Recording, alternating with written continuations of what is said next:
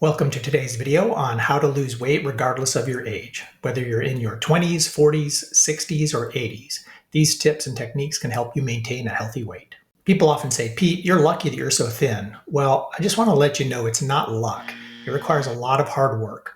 I weigh myself daily, I adjust my diet and exercise on a regular basis, all to maintain fitness and a healthy weight. And it definitely gets harder the older I get. I've got less energy than I used to, so I can't be as active as I used to.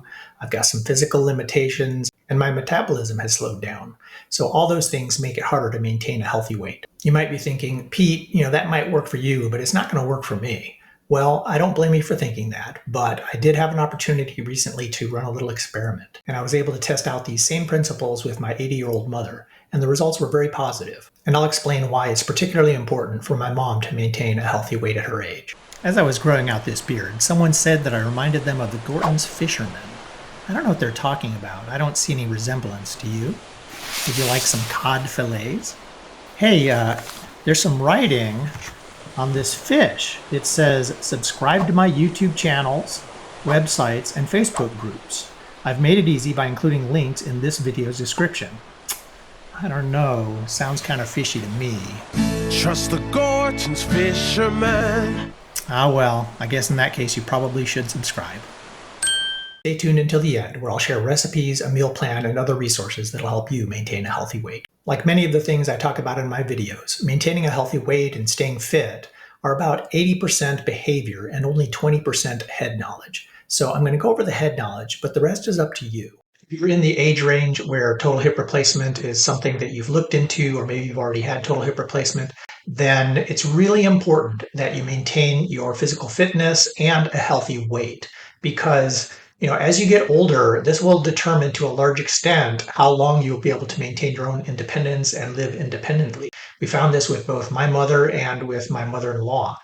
You may notice I changed shirts. My eldest son just graduated with a degree in mechanical engineering from NC State, and my youngest is starting there to pursue a degree in industrial engineering in about a week's time. So anyhow, go Pack. Did I get that right? Nope, fail. Go Pack. Willpower and perseverance are key to success with this and many other things in life. So if you want to learn more about how to develop those attributes, watch this video. The other principle that really helps is keep it simple for success, and I'll show you throughout this video how I've applied that. Before we jump in, I want to share a quote from someone who I respect a lot. She said, "No cookie tastes as good as it feels to be thin." Now, I might argue that thin is the wrong word there. I think I would say probably maintain a healthy weight, but the principle's the same. There's that momentary pleasure from eating something yummy and decadent, but the long-term effects are negative. Okay, so let me give you a little bit of background to set up this situation. So I am relatively fit. I play volleyball, I go hiking, I go biking, I lift weights, I do things like that. But I'd gained a little bit of weight over the last year or two, I think, as I get older and my metabolism slows down and things like that. So I've gained a little bit of weight. And then about 3 months before this big experiment, my mom came for a visit and we noticed some things. Number one, she was having a very hard time getting up from chairs. And that's because she was here in our house, which wasn't set up specifically for her needs. And we wanted her to be able to live with my sister for as long as possible, both because of finances and also just because of quality of life. So that was kind of in the mix as well. Shortly after this visit, my mom had a doctor's appointment and they weighed her and they found that she had gained 35 pounds in the last 12 months. So something had to change. But I would ask you to please withhold judgment, because my mom had gone through a lot of loss in this period of time. She lost my father, he passed away. She has been losing her memory and her mental faculties to dementia, and she's lost her independence. She's now living with my sister instead of living in her own home. So it's been a rough time, and I think that partly contributed to the weight gain because we were seeking comfort. Okay, let's set up the experiment. First, the hypothesis. My hypothesis was that regardless of age, the same principles can be used to maintain a healthy weight. To test or prove our hypothesis, we have to define an experiment. And this was all based around a visit that I had planned to take care of my mom. So my sister and her boyfriend wanted to go on a trip. So I was going to spend a week to 10 days with my mom at my sister's house. So it was just going to be the two of us. I'd have a pretty controlled environment. And I thought, okay, let's see if we can make any headway on the weight loss. So I applied the same things that I use in my own daily life to maintain a healthy weight. And one of the key elements of that is a zone diet. There's a book called The Formula, which talks about this zone diet, which we've been using for probably 25 or 30 years. And I'll pop up a definition here of what the zone diet is. But my understanding is one of the basic principles has to do with controlling insulin spikes. You maintain a certain ratio of carbohydrates, fat, and protein to prevent your insulin from spiking, because when your insulin spikes, then that causes your body to store sugar as fat. If you look it up, it's mentioned as one of the fad diets, but from my perspective, it always kind of made sense. There seemed to be a little bit of common sense to it. When you're dealing with some of the other diet fads, those to me seemed potentially dangerous and unsustainable because you're forcing your body into a state that is sort of not natural. Whereas with the zone diet, you're just trying to mediate things and moderate those insulin spikes to prevent fat accumulation. So it just seemed to be a little bit more sustainable. It wasn't quite as extreme in terms of what you can and can't eat. Regardless, the zone diet combined with regular exercise has helped our family of 5 maintain healthy weights for many years. Despite a childhood obesity epidemic in the United States, our 3 kids, who are now young adults at 20, 22, and 24, all still maintain healthy weights. And I'm within 15 pounds of my college weight. So personally, I've always found the zone diet to be very helpful in maintaining a healthy weight, and I'd recommend it, as well as the book The Formula, which is specifically about the zone diet, and one that we've used for the last 25 to 30 years. You can find a link in the video's description or on my Amazon affiliate page. Okay, let's talk about keys to success for this experiment. Number 1 is to use light versions of all dairy items, condiments, and dressings. That's very important.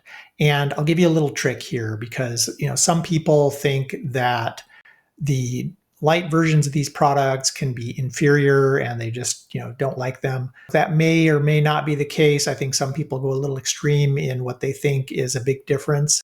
I personally am a huge dairy monster. I love sour cream, milk, cottage cheese, pretty much you name it, dairy, cheese, I love it. And what I've found is that the light version of almost all dairy products is virtually indistinguishable from the full fat version, except that it doesn't have full fat. So I exclusively use the light versions of these products. And if you think there's a huge difference, then I would recommend that you try some different brands. And you could also try a trick that my mom used to help transition us when we were kids from 2% milk to 1% milk. And what she did basically is just mix them, right? So she had a gallon that was 2% milk and we drank some of that, and then she'd add some 1% in there and we drank some of that and she'd add some 1% in there until eventually we got used to 1% milk. And it can make a huge difference in total caloric intake over a long period of time. In addition to being sort of a dairy monster, I love condiments, whether it's mayo, Miracle Whip, ketchup, whatever. I just love condiments. And so I wanted to provide this tip. Mustard is a great 0-calorie condiment. And we have a friend who has a Mustard Man YouTube channel where he's done all kinds of taste tests, putting mustard on different kinds of foods, even in ice cream. It's kind of weird, but also kind of weirdly entertaining. So if you want to check it out, the link is in the video's description. Out of sight, out of mind. This is a principle I employ myself all the time. If I'm walking through the kitchen and there's a piece of cake sitting there or something sweet, even if it's not something that I particularly want to have, it kind of gets my mind thinking about sweets or thinking about something desserty, and it's just bad. So I'll put it away or I'll cover it with a towel, just get it out of sight. And in terms of my mom, what I found was she would eat the things that were available and that she saw. So if there was peanut butter and bananas and bread sitting on the counter, she'd have a peanut butter banana sandwich, which is probably one of the worst things that you can have because there's a ton of calories in that. Another key is diet plus exercise. One or the other might help you lose a little bit of weight, but really to sustain it and to really change your lifestyle, you need to have both diet and exercise. Sustainability. It doesn't help if you figure out something you can do for a month or whatever, lose some weight, and fall back into old behaviors and lose all your gains, or rather gain all your losses. And finally, it's very important to have realistic expectations. My goal was to help my mom lose weight, but she's been heavy her whole life, so I don't think she's ever going to be thin. But we can help her get to a healthier weight than she's at currently. Okay, let's talk about the diet aspect of this experiment. Number 1, keep it simple for success. So I prepared all our meals and served my mom. And that in itself is probably not sustainable, but this was an experiment, and I wanted to see if preparing these things would help her lose some weight. Mom and I had a lot of salads as part of our diet, and I have a couple tips on how to make that the most effective possible. So, number one is you have to buy zero or low fat dressings. You just cannot slather some nasty dressing or cheese onto a nice healthy salad. And then the second principle is whatever dressing it is you do have, even if it has a few calories, toss it in ahead of time, right? If you're pouring it on, then you're probably going to end up with much more salad dressing than you want. But if you put a little bit in advance, toss it to evenly distribute it, then the flavors all throughout the salad. And honestly, most of the time, my mom was happy with that, and it resulted in us both consuming a lot less salad dressing and a lot fewer calories. And as I mentioned in our keys to success, out of sight, out of mind. And that involved putting away the peanut butter, the bread, the bananas, and also the butter. My sister typically has a plate with nice soft butter on it. And for the most part, my mom ate everything I gave her as is. But there was one meal where I made some nice roasted broccoli and she proceeded to slather butter all over it. So she took my nice healthy roasted broccoli and turned it into a calorie bomb. So after that, I put the butter back in the refrigerator and we didn't have any further issues. Now, incidentally, I will say that roasted broccoli is delicious. It's by far my favorite way to eat broccoli, much better than steamed broccoli, in my opinion. So I would definitely recommend that if you'd like to give it a try.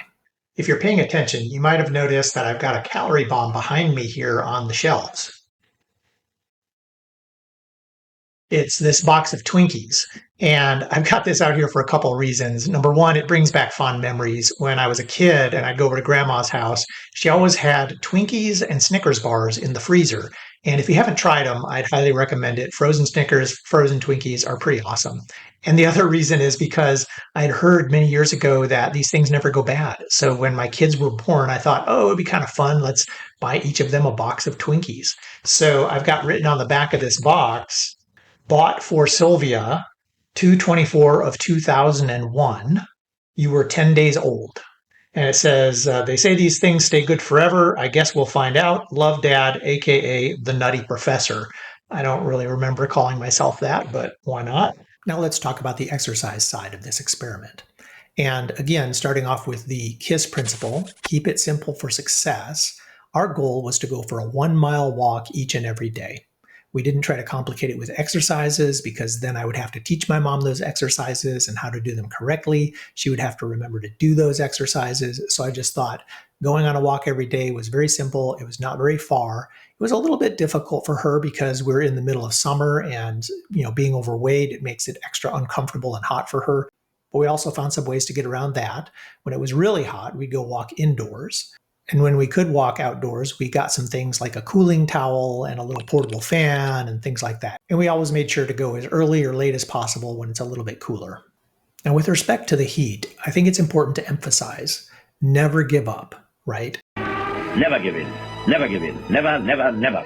No matter what it is you decide to do for diet or for exercise in this case, do it, be consistent, and when you hit obstacles, figure out solutions, right? So my mom doesn't like to go walking when it's cold and icy outdoors. She doesn't like to go walking when it's roasting hot outdoors. Well, you still have to get exercise, so what's the solution? We found a local community center with an indoor walking track. And so on days when it's too hot or too rainy or too cold, then we can go to that community center and get in our mile of walking. Okay, so that was our experiment. Now let's get into the discussion. And I'm going to refer to some notes just to make sure I don't forget anything. We weighed ourselves at the beginning of the week and at the very end of the week, not during the week. Whereas when I'm at home, I weigh myself every single day because I want to know how I'm tracking, and I'd rather make small adjustments on a day-by-day basis than have to make larger adjustments on a weekly or monthly basis. So when we did our weigh-in at the beginning of the week, I was surprised that my mom had not even lost a single pound since learning that she had gained 35 pounds, and my sister had implemented a ton of changes in their household to try and make things better. But on the bright side, I guess she hadn't gained any weight. And when we weighed in at the end of the week, we had each lost 5 pounds. In fact, my mom had actually lost a little bit more than 5 pounds, but that can be accounted for by time of day or how much you had had to drink recently and things like that. So I just figured I'd round it down to about 5 pounds. And as I said, I also lost 5 pounds. Now, I do want to mention that my practice and my mom's practice during this week were not exactly identical. We ate the same things, but I did exercise quite a bit more. And what I mean by that is I typically would get up earlier than her. So I would go out at 6:30 or 7 a.m. and go for a couple mile walk and then come back. And when she woke up, we'd go out for her 1 mile walk. And now I'd like to share a few things that really surprised me. Mom was only hungry twice during this week. Mom liked everything that I prepared. That was a pleasant surprise. I wasn't sure, to be honest. One day, Mom didn't even mention breakfast until like 11 a.m. or 11:30, so we pretty much skipped breakfast and just went right to lunch. A month after this experiment, my sister did a weigh-in with my mom and she had kept off the 5 pounds, so that was a pleasant surprise. And that tells us that the changes my sister made at least help her maintain her weight. I was surprised to find that mom didn't necessarily have the knowledge to do this on her own, and that was sort of exemplified when she slathered that butter all over the roasted broccoli. She didn't really register that that was unhealthy. And I think for our experiment to be official and sanctioned, we probably should define some terms. And the main term is healthy. And this is something that we've had discussions about in our own household. Because when our kids were younger, and my wife and I, of course, would talk about health and eating, and we would, eat considerably lighter fare than what we would serve to our kids, we would use terms like healthy or not healthy. And sometimes the kids would ask us, like, "Oh, mom, should I eat this? Is it healthy?" And the thing there is that healthy is a relative term, right? So what's healthy for a 57-year-old male is not the same as what's healthy for an 80-year-old female or a 12-year-old kid. So you have to be a little bit more specific in your terminology. Healthy is not really the right term because a lot of things can be healthy, but they might be unhealthy for certain people in certain phases of life or in certain circumstances. For example, high calorie is not healthy for my mom or for me anymore because that's going to cause me to have weight gain, and that has with it all kinds of other negative health repercussions. That doesn't mean that foods like butter and olive oil and even the occasional cake are unhealthy. It just means that high calories are not healthy for me at this stage of life. So we had to have those discussions. And, again, I don't think butter is unhealthy, but I don't think I should have a lot of butter at this stage of my life because it's a lot of calories that I can't afford. So I hope that makes sense. The other thing that surprised me was that I kind of envisioned this week like my wife and I would have done things back in the day. And that always involved being good for a week and then having sort of a splurge or a treat at the end of the week. And, from the get-go, I had planned that we would do that. Mom and I would either go out or we'd get something.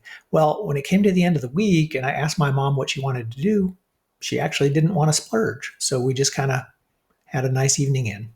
The other thing that surprised me is that, I considered the experiment a success. Mom lost weight. A month later, mom had kept that weight off, so that was great.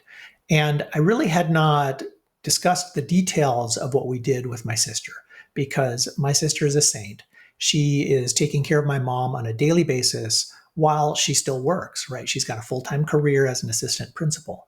So I didn't want to try and add more worry and more things onto her plate that she would have to do for my mom. So I intentionally didn't go into any of the details. I didn't say, "Hey, sis, you should do this for mom." But about 6 weeks after this experiment, my mom and I were talking on the phone, and she actually asked me for some of the recipes. I was like, "Ooh, okay." And I thought about it, and some of the recipes I think can be helpful. For example, there's a strawberry smoothie that we would have for breakfasts, and I honestly think that those work great frozen. So you could theoretically make those in advance on the weekend and then have one for every day or for 3 or 4 days during the week. So I did provide a couple recipes to my sister, but it just surprised me that my mom actually asked for those 6 weeks later. Conclusions. So what sort of conclusions can we draw about this experiment? Well, I think number one is no matter what your age, you can maintain a healthy weight and you can maintain fitness, following the same principles whether you're in your 20s, 40s, 60s, or 80s, or anything in between those age ranges.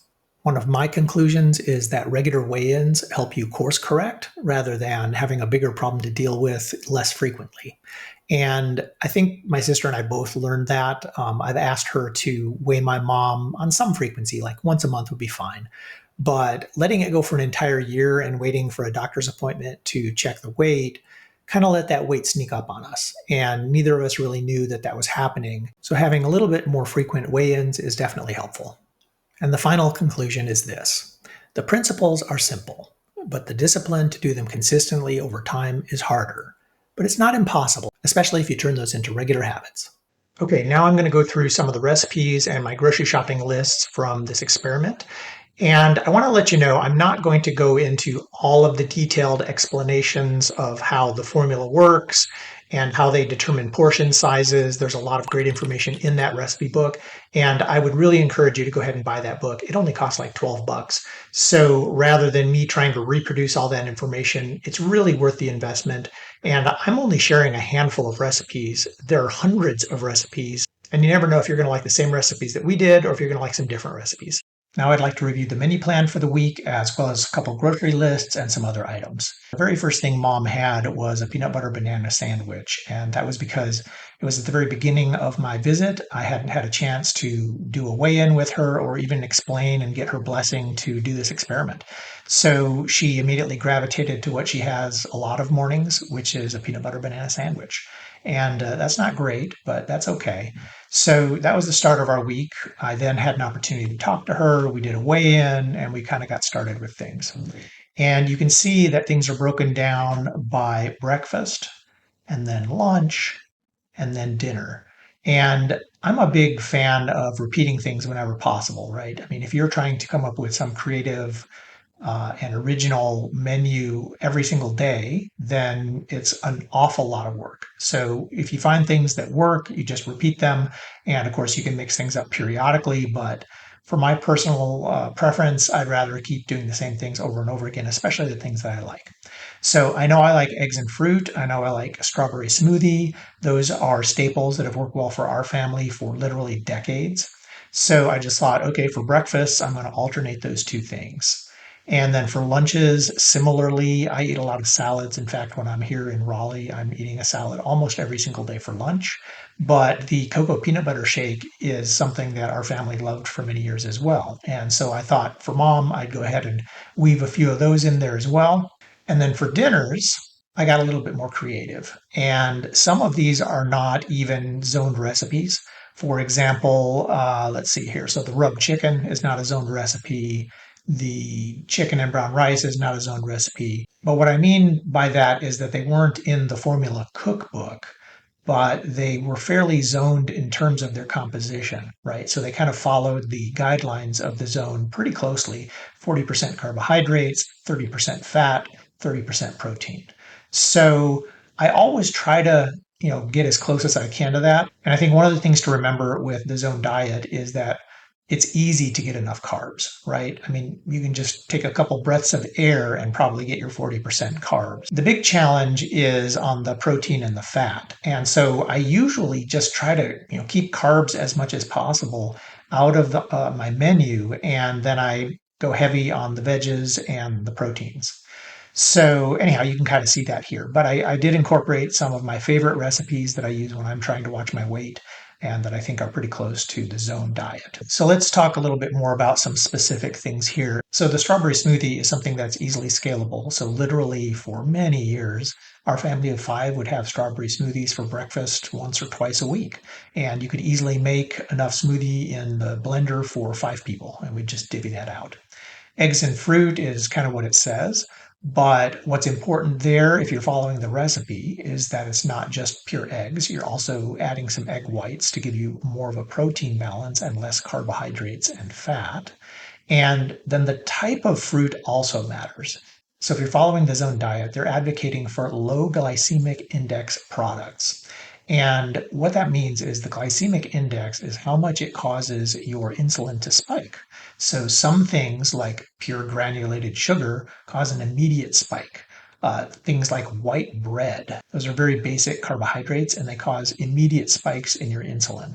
So if you go with alternatives like whole grains or just avoiding bread altogether, the same thing for sugar. So while granulated white sugar is a very high glycemic index, if you get fructose, which can be used basically interchangeably, it's derived from fruit, then that has a lower glycemic index. That can be very helpful in maintaining healthy blood sugar levels and avoiding those insulin spikes.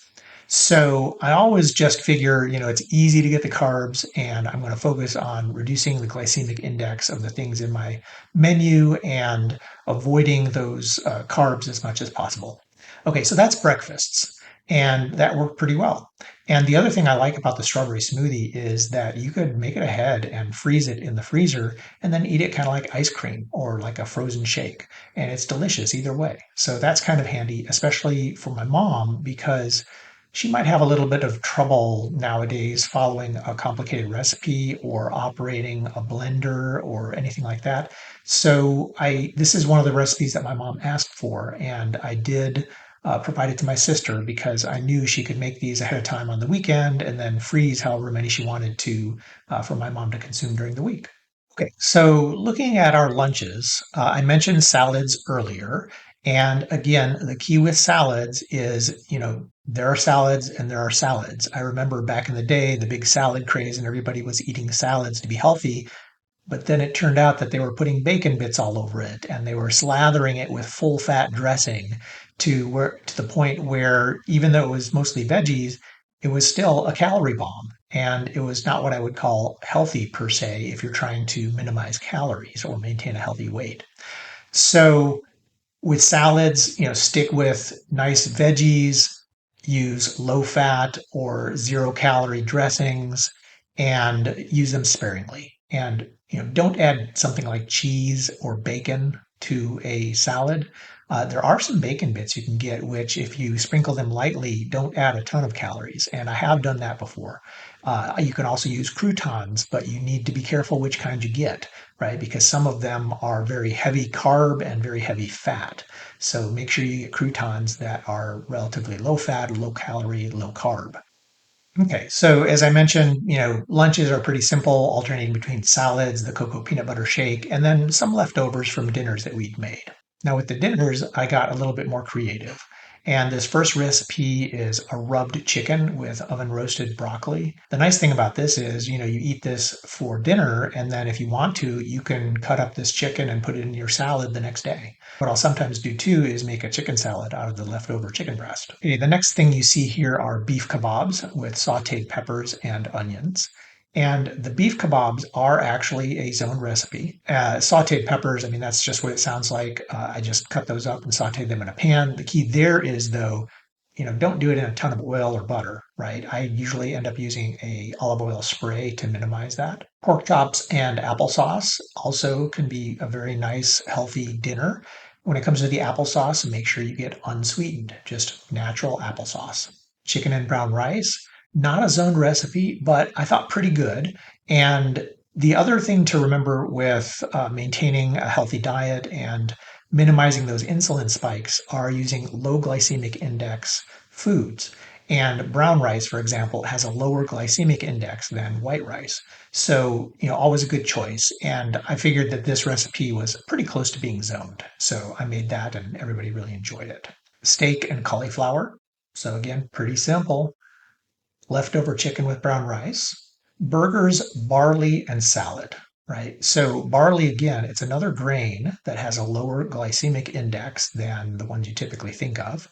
So, I love using barley in recipes, and it's a very satisfying thing to eat. And then over here in dessert, you don't want to completely deprive yourself of something sweet, especially if you have a sweet tooth like I do. There's this pudding. It's called Silken Tofu Chocolate Pudding. That is a zoned recipe. It's in the formula book. And we love it. It's really nice. Our kids even enjoyed it. It doesn't taste exactly like chocolate pudding, but it's pretty yummy. And I would recommend you give it a try. Just a couple comments on my sample grocery lists. These are the lists I actually used to shop during the week I was there. Fructose is a low glycemic index sweetener and a substitute for granulated sugar. While we used to be able to find that in the grocery stores like Whole Foods, I haven't been able to find it in any grocery stores recently. So more recently, I've been ordering this online through Amazon, and I've got an affiliate link with a product if you want to buy it there and help support my channel. Now, everything else here I was able to find in the grocery store.